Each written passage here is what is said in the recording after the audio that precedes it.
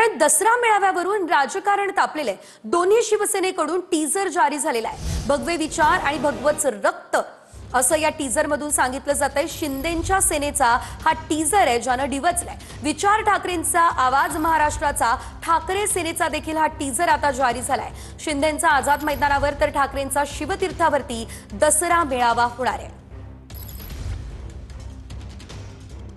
तर आपण पाहतोय भगवे विचार आणि भगवत रक्त शिंदेंच्या सेनेचा हा टीजर आहे, तर विचार ठाकरेंचा आवाज महाराष्ट्राचा असा ठाकरेंच्या सेनेचा टीजर समोर आलेला आहे। दसरा मेळाव्यावरून आता राजकारण तापलेलं आहे।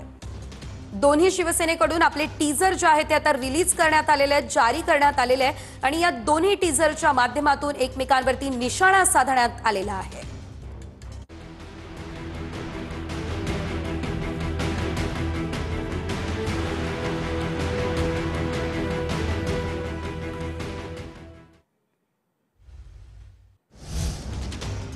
शिंदेंनी दसरा मेळावा अहमदाबाद बडोद्याला घेतला पाहिजे असं राऊत बोललेत। मेळाव्याला अमित शहा, जय शहा यांना बोलवायला हवं असंही राऊतांनी म्हटलं। मुंबईमधला दसरा मेळावा बाळासाहेबांच्या परंपरेनुसार होणार आहे असं राऊत म्हणाले।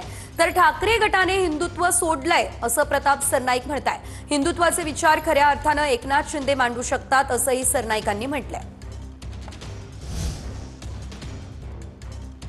शिंदेंचा दसरा मेळावा मागे सुद्धा सांगितलं, त्यांनी तो अहमदाबादला किंवा सुरतला घेतला पाहिजे, गेला बाजार बडोद्याला घेतला पाहिजे आणि त्यांच्या त्या मेळाव्याला महनीय प्रवक्ते म्हणून जय शहा किंवा अमित शहाना बोलवायला पाहिजे।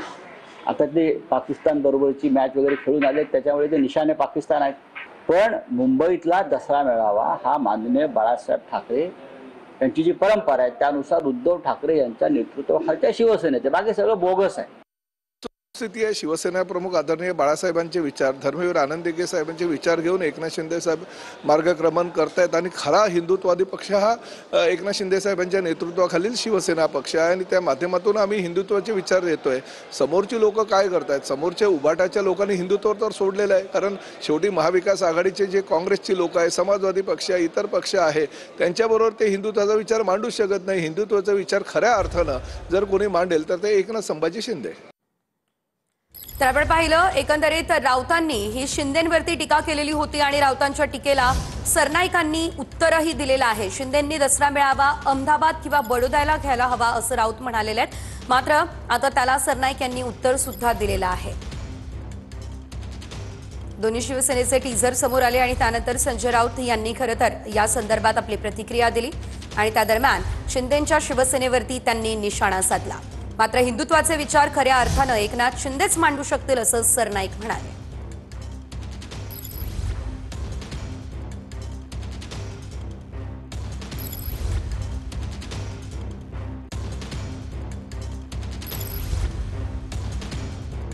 आता कसं आहे की त्याचा विश्लेषण ज्यावेळी दसऱ्याचा मेळावा झाल्यानंतर मला असं वाटते केलेलं तर बरं राहील आणि त्याचा समाचार घेण्यासाठी आमचे नेते आणि सर्व मंडळी सक्षम आहेत। ही जी म्हणणारी जी लोक आहेत ह्यांना आता काहीच राहिलेलं नाही आहे।